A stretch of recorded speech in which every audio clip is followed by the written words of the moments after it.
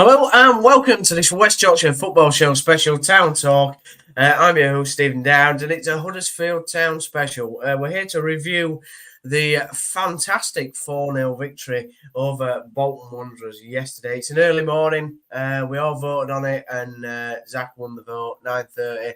So we're here bright and early to wish you a happy Sunday. And it is a happy Sunday because we were victorious at the Tough Sheet Stadium. As ever, I'm joined by my colleagues. We've got Zach Wood, we've got Callum Scott, and for a second appearance in a row, we've got Kane Hall. How are we doing, gents? Are we all good? Cracking, mate. Yeah, really good. Happy Sunday. Yeah, very good, Steve. Ready for the day. Wonderful. Happy Sunday, everybody. Very good, very good. Right, well, let's crack on with it. Obviously, a 4-0 victory. We were all a little bit apprehensive, I think. Excited, but slightly apprehensive going into the fixture. But, Kane, it all worked out in the end, and we shouldn't need to worry.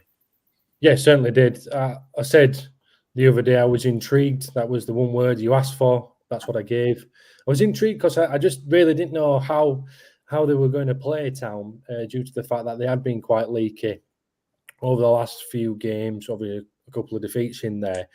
But it was a really frantic start from both sides. I thought the ball retention in the first 20 minutes was just horrendous. So I was struggling to watch at times. Bolton certainly had tried their game plan, which is what we spoke about last week in terms of Town's weaknesses, going down the channels. They tried to do that, but clearly Town have done some work on that in that international break that they've had. So really pleased to see that Michael Duff has identified where Town have been, struggling defensively. They've worked on it. And I thought, as soon as that first goal went in, I know it took a while, but that second half was just so much better. The pressing throughout the second half were absolutely fantastic. They really stopped Bolton from trying to play out. They aimed down the channels and Town covered, and it was just a really, really impressive display. And yet again, Wiles and Evans back on the score sheet, and great to see Karoma get into as well. Yeah, really, really pleasing Saturday afternoon for the Town fans as well. That made the trip over. Yeah. Callum, before we scored the first goal, Kane makes a good point about, obviously we thought that they were going to go down the channels, and that was one area that we were a bit concerned about. But before we scored the first goal, Michael Hellick, made an amazing tackle on Dion Charles when he broke away, and it looked like that they were going to maybe get the first goal, but that saved sort of the tackle, and then Town went on to obviously score the first goal a couple of minutes after that. I mean, it was a great piece of play from Hellick, and that set us up nicely for the rest of the half. Yeah, and I think it's a bold call to make, but I think if Dion Charles gets through there and scores that goal, the complexion of the game changes, because the Town players after that, it made that challenge. You could see it on the pitch. It looked like we had his tails up then, and we thought, right, let's get after them. Them sloppy passes, them misplaced passes, they stopped. The players were running more. But if he goes through and scores that goal, our heads drop. The home crowd gets up a little bit. The complexion of the game is completely different. So I think it's really important to highlight challenges like that change games. And the first goal, Zach, I mean, for Karoma, he's scoring headers for fun now, is Josh Karoma. Where's that been for the last 5 years? Marshall puts in a terrific ball. And to be fair, as me and Callum pointed out, in the preview show, that Bolton's centre halves are absolutely ginormous. And for Karoma to get a header in the middle of them, either showed bad defending or good positioning by Josh. No, absolutely. I'm going to point out, we'd obviously talked about the size of their centre halves, but that's why I was impressed with Duff's decision making. Right, he started with Marshall and Karoma, two dynamic strikers that were going to get in the pockets of space, create chances, and for me, it's the timing of the goal as well, Steve. Something that we've kind of lacked in previous seasons is game management. And I know, look, you can't pick and choose always where you score goals, right? But we could have easily just sat in, kept the ball, gone into half time 0-0. And come out and regrouped and come out in the second half, but we haven't. as Carl said, Hellick's made a great tackle. 3 or 4 minutes later, we've gone up the other end. Callum Marshall, fantastic ball in on his left peg, and Karoma's found a pocket of space and a great finish. So for me, obviously, Josh was unreal yesterday. He started the season really brightly, playing out of position. And you have to find the pocket of space in the 44th minute, mate, and go in 1-0 at half time. Fantastic first half. Obviously, first 20 minutes, frantic, as Kane said, but good game management, mate. Should we have had a penalty earlier on, Kane, in the half? I think even Matty Glennon on our colleagues at Radio Leeds were a bit surprised that penalty wasn't given. In fact, it was given the other way, which was a bit bizarre. Yeah, it's a pen. Yeah, it's a pen. Simple as. The thing is, you get down to this level, not everything is going to go your way. I'm a big believer in creating your own luck, and maybe they just weren't lucky that time, but they kept on going, and then eventually they did get the penalty in the second half. I did think it was one. You compare that challenge and the Sorensen one against Rotherham, I don't see too much of a difference in them. So you're expecting that you need the consistency there. But this is where you go, right, do we sulk about it and keep whinging, or do we fight on? And thankfully, they fought on. I spoke about confidence last time we were on here, and Carl mentioned it with the tackle. Sometimes it's not always just scoring the goal that can big you up, but the tackle can be huge, and that's probably hurt the players, the fans, the management when that penalty is not being given. But mentally, they've continued, and that is so good to see, because we've seen Town crumble when something goes against them. We've seen them absolutely crumble in recent years. So, it's a real positive. Okay, yeah, I do think it was a pen, but on the bigger picture, they just continue to go about their business. Yeah, and Callum, after half time, as Zach says, it was a great time to go 1-0 up. We expected, or probably Duff and everybody in the stadium expected Bolton to come out and really sort of go at us, and that's what happened kind of for 5 minutes, and then we just took control again. Really, I wouldn't even say in those 5 minutes that we weren't in control, but obviously they were trying to do everything they could to get back into the game. But it was just so good to see how we controlled pretty much the whole fixture, but particularly that second half when Town have in the last week or so obviously not had great performances, particularly in the second half where we've kind of struggled. Yeah, and I think we needed that performance more than anything for some of the players that were out on the pitch. In terms of what we've been saying about confidence, the way we went after Bolton when we were in possession, the way we looked after the ball when we were in possession, it's the exact all of the negative things that we've seen in the last week in the defeats that we've had. Yes, the squad's been different, the stakes have been different, you might say. But all of the negative things that we've seen, you could see that they've been worked on. You could see that there were improvements. And that's all fans want, really. That's all certainly I want. If I see a problem, I want to see that we're working to fix it. And I can see that in this side. And to have a win as comprehensive as that against a side like Bolton away, it's what player's not going to be massively emboldened by that and get so much confidence from the fact that we can go there to one of the favourites, not just to go up, but to go up in the top 2. Yeah. Win 4-0 in such a comprehensive display. It was such a good game, such an assured performance from so many players. I know Duff singled out Karoma in his press conference after the game for his commitment coming back from internationals, paying for his own flight so that he could get back in time, things like that. Brilliant. But I think to a man, we were excellent today. Yeah. Yesterday. Callum's not slept, everybody. Zach, we finally got a penalty. We've still not had a penalty at home for 2 years, so we'll have to wait for that one. But we finally had a penalty. It's unbelievable. And to be fair to Josh, he stuck it away well.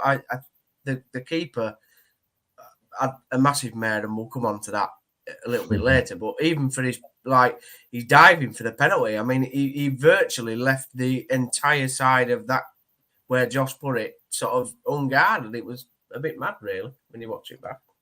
Yeah, I mean, look, we're gonna get penalty shouts, right, when we get bodies in the box. Something we haven't done in previous years. You don't get penalties if you're not playing in the opposition box, right? And yes, we've had a few decisions, the last 12 months where we probably should have had a couple of pens. But the fact we had 2 big shouts yesterday for penalties, got one, didn't get one in the first half. We had 5 or 6 men in the box at times, Steve, which is a huge difference. You're gonna create chances. You're gonna make referees make a decision if you're getting the ball in intricate positions. And you're making defenders make challenges or make decisions that they don't want to be making. And you've got Wiles, you've got Evans making late runs into the box. Defenders don't want to defend that. They really don't. They want a static striker who they can keep in front of them. They can allow him to play with his back to goal. And they don't have to make a challenge, right? But yesterday was completely different. And that's why I was impressed with Duff's decision making with regards to starting Marshall and Karoma. Would I have started them too? I don't know, against 2 big centre halves.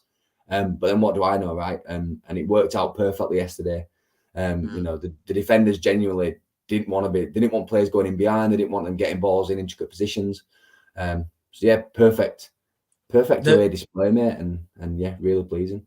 The third goal, Kane, what was so pleasing for my element about that was, as Zach rightly points out, and you can see it in the third goal particularly, how many people we've got in the box trying to win the ball in Bolton's own area.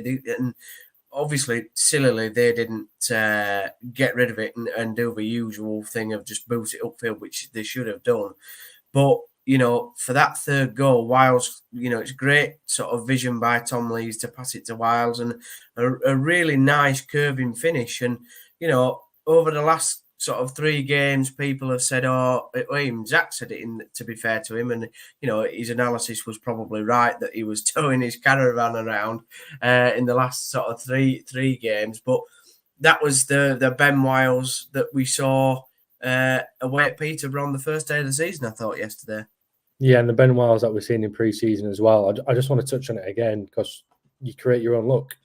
Zach mentioned about how many players are in the box. That is creating luck. That is creating opportunities. That's where you get your penalties from. That's where you get your goals from. That's where you get, that high press and force some mistakes. And it's obviously something they've worked on it, and it was great to see. Ben Wiles really needed that goal. I think he really needed it because I feel as if he's getting close to being dropped. And maybe he's had a bit of a kick up the backside this international break, and a word from Michael Duff or the coaching staff and saying, look, come on. We've got other midfielders around here, Joe Hodge, Iapenda, Kasumu, who could easily take your place if you're not up at it. Herbie Kane's come back from injury as well. So, really good to see that from him. And, I know you're going to touch on it in a sec now, but, his partner in midfield, Evans, getting the goal as well. But, just the confidence that's going to ooze through them two, and the rest of the side is just perfect, and exactly what the fans want and what the club needs at the moment. We haven't probably seen the pressing like we have for the fourth goal since probably the Corberan days, Cal. But for Evans for 3 or 4 players to be pressing the goalkeeper and their centre half the way that they did for the fourth goal was just magnificent and fantastic to see. Even though we were 3-0 up, and without them doing that fourth goal, doesn't happen in the way that it does. And it's nice to see the 2 midfield lads getting on the score sheet as well as the strikers, because in a promotion chasing season, you do need goals from these other areas. Yeah, definitely. I think Michael Duff said it again. He said that we've scored yesterday. We've scored every type of goal, and it's really nice to see. But I think I've seen a lot of people saying not how good the town press was to get that goal, but how comedically awful Bolton's back line was to be able to present the chance. And I think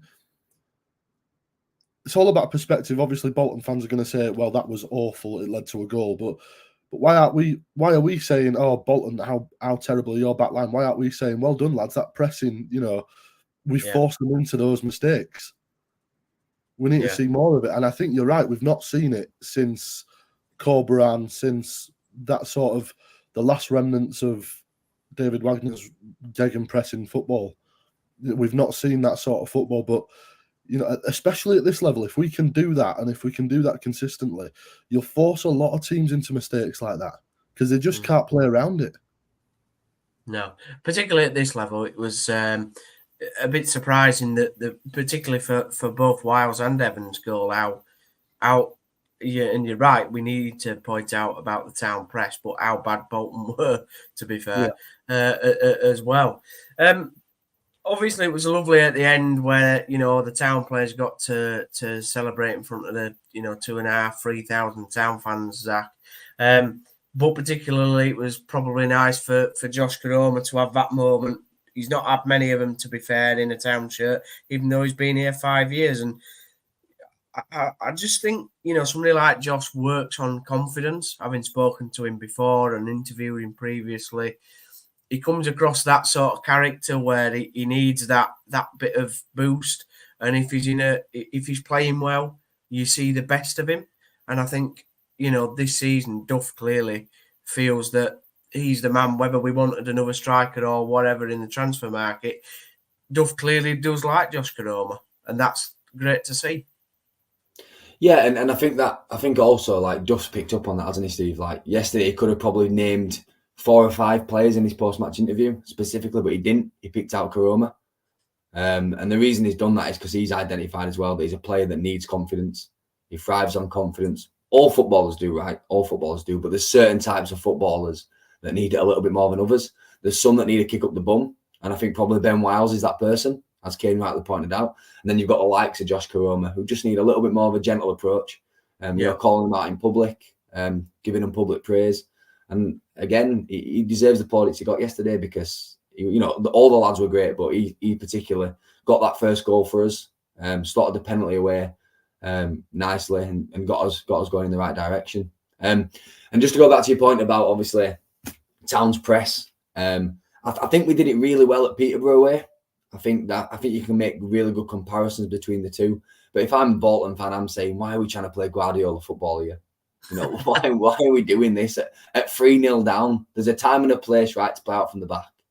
And it's not at 3-0 down. You just shut up shop. You don't concede anymore at home. And you just move on to next week.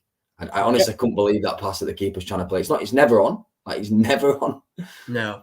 Surely that you have to use your common sense. As a player. Common sense. Look, the reason we've forced that error is because of how good the press is. Now, regardless, it's said basic level of football. If it's not on, get rid. And I don't care how good you are or how good do you think you are. There's no truer saying, because look what's happened. That ball needs to go for me. Because if it's the other way around, and we're talking about it's happening in Huddersfield, we're going, why don't Lee Nichols just put that down channel? Yeah, why don't he pump you up there? But I think, Kane, that's what we do really well at the minute. And I'm not getting carried away, right? But I'm talking about the sample size from the league games only, right? We're probably our best squad, best team out. I think the decision making has improved astronomically.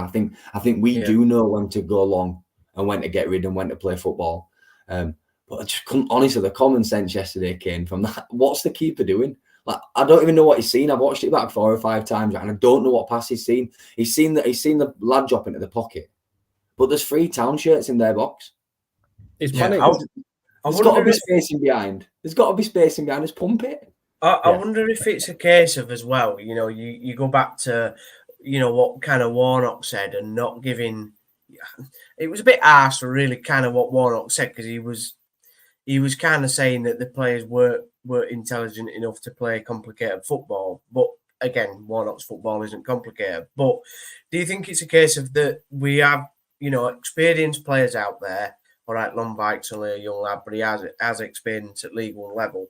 But the fact that we've got an experienced back line and goalkeeper, I think that really helps in the fact that they know what to do and when to do it. It's very rare that I think this season, last season was a different matter altogether. But then again, I don't think the managers that we had helped. But, this season under Duff and the clear instructions he's clearly giving, I think that to have an experienced back line and a goalkeeper is going to suit us really well, to be fair.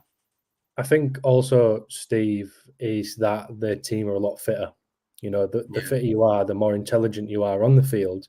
Now, it's been said publicly about how fit the team have been over the last 2 seasons, and saying that they're not being fit enough because pre-season ain't great. Now, by all accounts, pre-season with Neil Warnock down in Devon or wherever he took them, Cornwall, is about golfing and barbecuing. That's not pre-season. That's not pre-season.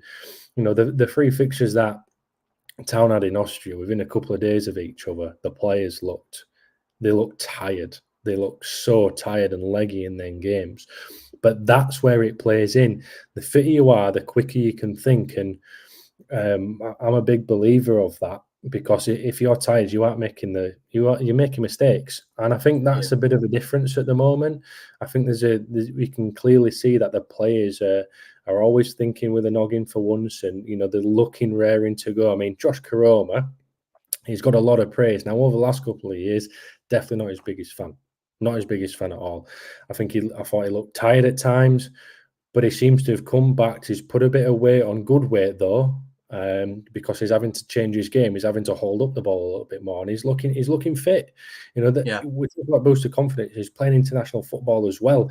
It's absolutely huge for him, but he looks fit, and that's why he's looking like a better player. And that is absolutely huge. Having that fitness, being ready, and knowing what you're doing, you will make the intelligent players that we're asking for. And just to add to that, Kane, as well, I think it's also, yes, we're fitter. Yes, we are fitter. Double sessions in Austria and then a match day definitely help. But it's also the intelligence of the press. So there's 2 types of press, right? There's one where you're headless chickens and you get played in behind, 1-2s around your strikers and your front 3. But yesterday we're pressing but narrow. So we're forcing them into them mistakes, because all you can see as a defender is you panic and you see that diagonal out and that diagonal out. But if you've got your wing backs, so your 2 centre halves pushing out, also there's nothing on, and then it forces them unintelligent decisions. But yeah, just the 2 work hand in hand, right? Being able to press because you've got fitness, but doing it intelligently. Just do it really, the right way. Really positive, absolutely, really positive. And I think, Cal, from the other thing is, you know, if our 2 wing backs in Sorensen, Miller, and also Headley came on as a substitute yesterday, hoping Miller's injury is not too serious, but seemingly if we have a good performance at wing back, it sort of really helps us. It does make a massive difference, doesn't it? Particularly in Duff's formation. Yeah, it does. And in the way that he wants to play, that is a fairly critical position. So you want players in there that put in a good performance, and I think we've got that. But you also want the consistency of knowing that they'll do that. They'll put in a performance like that week in, week out. You almost don't want to have to question whether they're going to have a good game or not, because we know now that we can take confidence from this performance. If you can go out and do that away at Bolton, one of the hardest places to go in this division, one of the hardest places that we're going to have to go and get points from, if we can go and do what we did there, we can do it anywhere. And like, just to bolt onto what Kane and Zach were saying before about the fitness, it's really nice to see a Town team that can run for 90 minutes. We can press for 90 minutes. We're fit enough now to be able to maintain that level for a full fixture, instead of doing what we did so often last year. And I admit it's a different side, different managers, terrible pre-season, whatever you want to bolt onto it. Ben Wiles' caravan, etc. But so often you get to 75 minutes, 80 minutes, and lads would be walking, allowing teams. I always go back to that Swansea game at home. We were pedestrian in the way that we were playing, because the lads were knackered. So I mean, you go back to the Wagner days and the Corbrand days. I mean, how many times, Cal, did we win a game in the 90th minute? You know, you look at examples, Tommy Smith at Rotherham. You know, you look at Kachunga against Derby. You know, we were winning games in the 80th, 90th minute, and we were looking so fit compared to the other set. I mean, that's a psychological blow, isn't it, to the opposition? I know yesterday we romped away with it, but as Cal and Zach have said, when it comes to them tighter games, and maybe we're not as free flowing, the fitness will pull through. And if we're fitter than the opposition, they're going to see that, and it's just going to be a psychological, physical blow for them, isn't it? Yeah, definitely. I think that it's something that we've had and used in previous seasons. Always to sort of, there's no downside to having good fitness. You know what I mean? I sound like a PE teacher now, don't I? But there's no downside to it because you can keep going for 90 minutes. You can get possibly one opportunity, one ball into the box.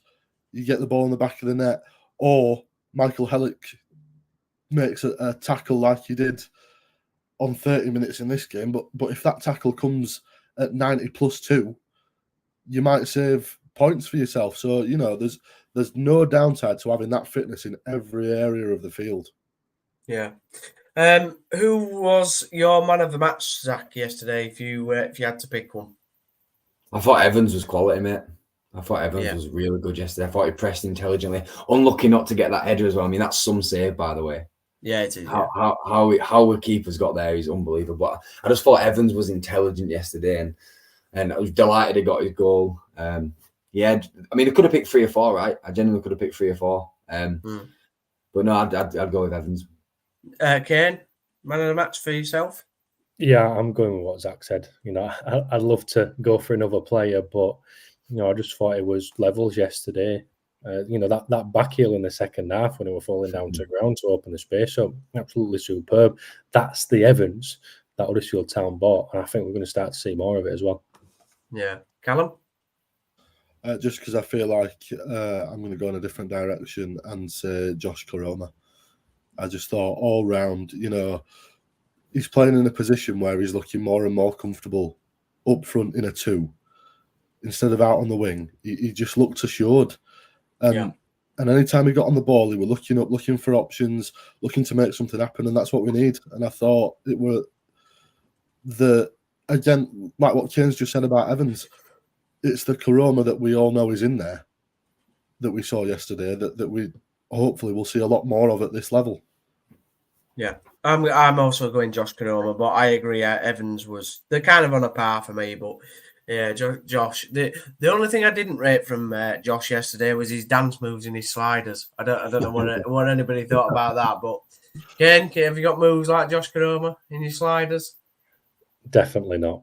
Absolutely. I do my dancing on the football pitch, and I can barely do that anymore. Zach, I think you must have some moves in you, like dancing by the pool and stuff when you're gallivanting around the earth. Stiff as a board, mate. 2 left feet, and I don't just mean on football pitch either. One man that has got rhythm though is Cal on the drum. So Yeah, I wouldn't say that dancing's what I do. I'd call it shuffling. You a 2-step dad or? Oh, mate, I pull out all the stops, me. 2-step dad, shuffle to the dance floor when I can hear YMCA. Oh, come yes. On. Yes. Well, we'll move on from the Bolton display, unless anybody's got anything else to add. Just one more. Yeah, just one more thing, Steve. What I was delighted to see was Bojan coming off the bench yesterday. I think we're in a privileged position. We earned the right to get minutes in some of the players that are on the fringe of the squad. So massive positive that Bojan got on the pitch. Freddie Ladapo obviously he looked like he's not played a match in a while, right? And you could probably see that. But again, can't judge him on the 10 minutes he had. And then in the media this morning, we've been here before, right? But apparently Joe Taylor, £2 million deal agreed for January. Don't know what the truth is in that, but it's come from a couple of sources. So it looks like we're still in the market for another striker. Which is positive to see. So the story rumbles on, mate. I mean, I haven't seen them, Zach. So you're ahead of me on that one. I mean, what do you make to that? The fact that news has come out. I mean, presumably, like you said, the story is moving forward to January, and it's not just what was agreed, sort of in the summer. Yeah, it looks like a news story, mate, and it looks like they've obviously switched from going for a loan move to going for a permanent signing. So it suggests that Luton have probably got someone lined up now. For me, look, I mean, I like the statement of intent if it's true. What I don't like is we're just probably inviting the likes of Wrexham and Birmingham to go bid 3 million, right? Yeah. You know, just someone's leaked that from the club. Either side, right? It could be Luton as well. It could be the player's agent trying to stum up interest, which does happen. And I know he's probably desperate to get out of Luton to get more minutes. But if it is true, then look, I'm all for it because he's still a different type of striker to what we have now. And it could potentially mean that there's a couple more outgoings in January, potentially. And maybe some lads going out on loan to get minutes themselves. But look, we're in September, mate, so I'm sure. I wonder came with that story whether they're just looking at. Sorry.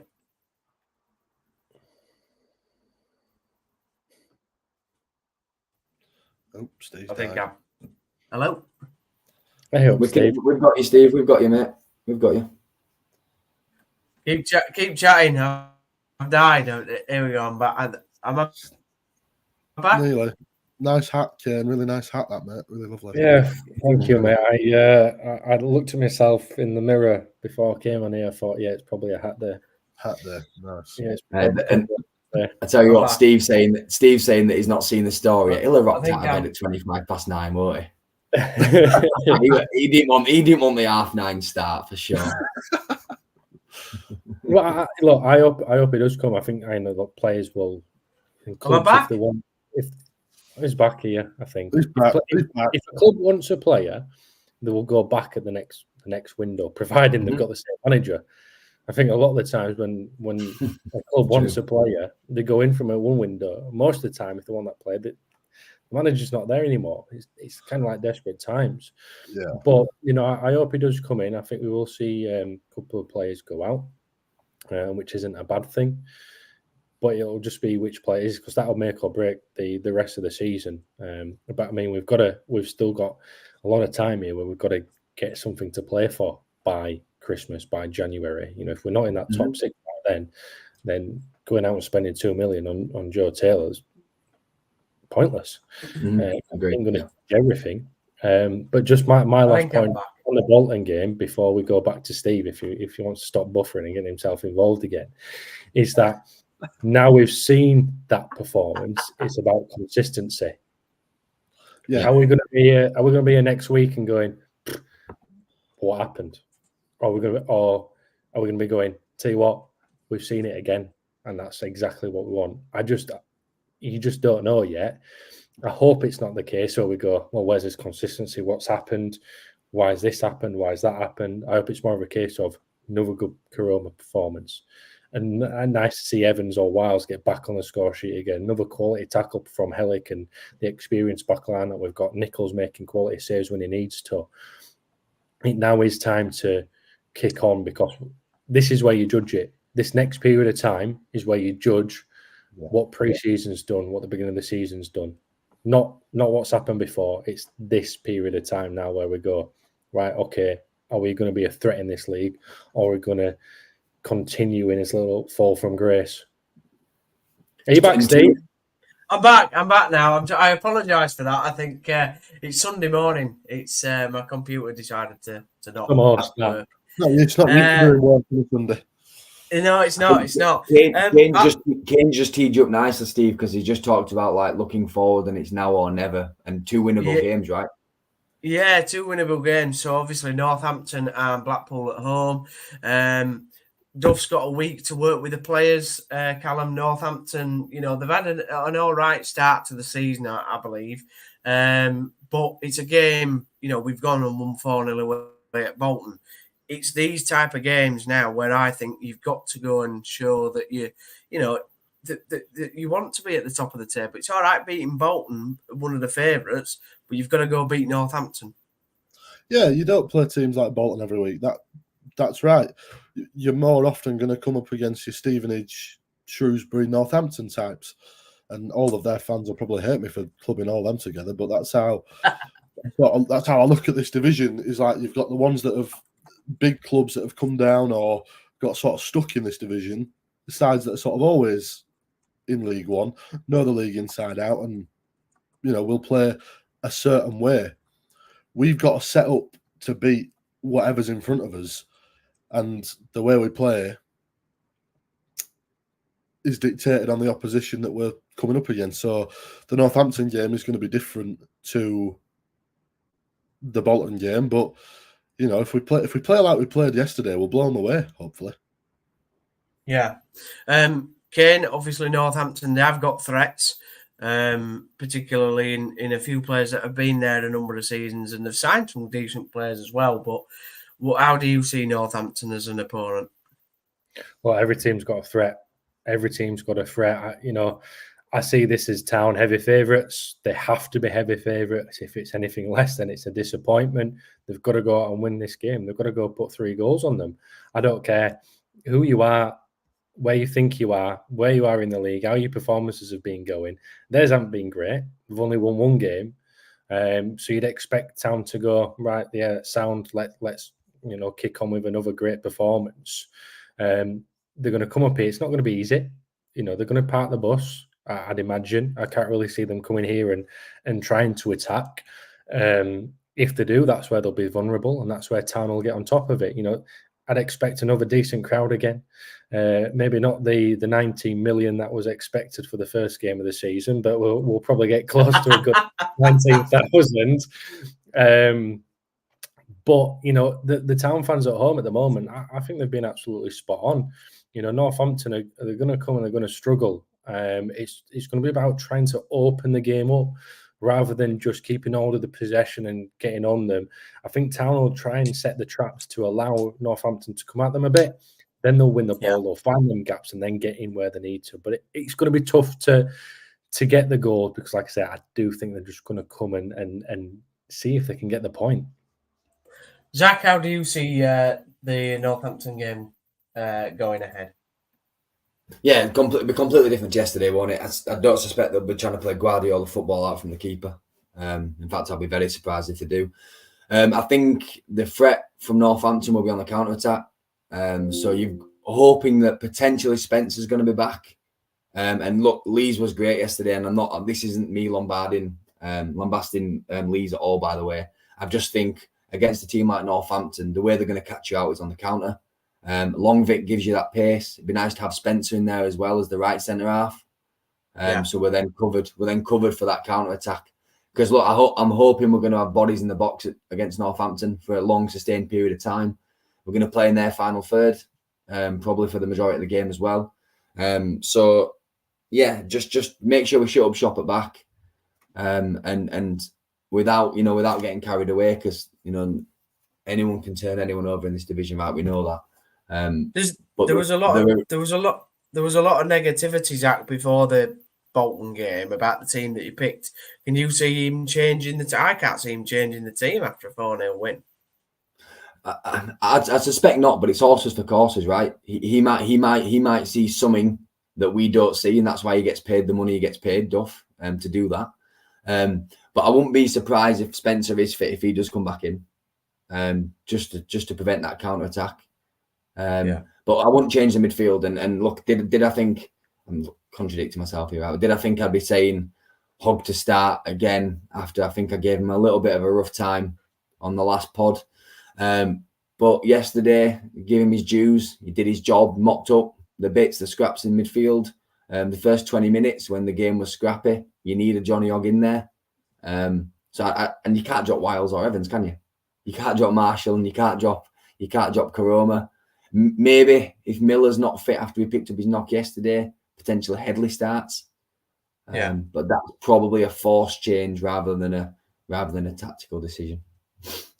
Kane, what score are we going for? Score predictions for firstly the Northampton game, and then we'll quickly touch on the Blackpool fixture. Look, I think it will be a little bit tight. They're going to come up and try and shut shop. When you play away, the home team's probably a lot more open, so it'll probably be a little bit closer, 2-0, I reckon, to Town. As Zach said, get people in the box. It might be the first time we see Hellick get a goal this week coming up, because it is normally popped up with a couple by now. So I'm a little bit disappointed in him that he's not going for top scorer this year. So I think it's time where we see us is capitalise on some set pieces at home against a side that's going to come up and do their best to take home a point. Callum, score prediction. Yeah, I think like the lads have said, it's going to be a very different game. And then, you know, we've got Blackpool, I think, straight after that, haven't we? So it might be that he does move the squad around, because I think Blackpool are a better side than Northampton. So you might be able to rest a couple of players for Northampton and then play them against Blackpool. I don't know whether that's what he'll do, but I think that's probably what's going to end up happening. And also just to rotate the squad a little bit, because I don't think he likes his squads getting, you know, stale. I think he quite likes the rotation. So I'm going to go 2-0 Town. 2-0 Town. And I will go 3-1 Town. 3-1, yeah. I think Northampton's just decided that we I hate saying it, but we should be beating, you know, if we want to go up in this division. I said yesterday that you need to win 85% of your fixtures if you want to go up automatic, and that's clearly the aim. So let's hope. Obviously, we got Blackpool after that. I think we're looking maybe to do, you know, in terms of a preview and a review for the Northampton game, maybe on the Sunday, to do a preview for the Blackpool game on the Tuesday. But Steve Bruce returns 20 years or 22 years after he left us. So it'll be interesting to see how his era starts at the Tangerines. So yeah, it's we're going to end the podcast here.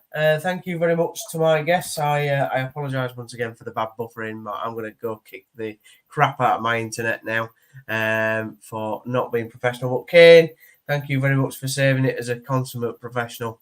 I'll give you a $5 later. All right, well, cheers. Thank you very much, Carl. Thanks, Zach, and thanks, Kane, for coming on this Town Talk. It was wonderful to see Town score 4 goals away at Bolton, and we scored a penalty. Unbelievable stuff. Right, see you later.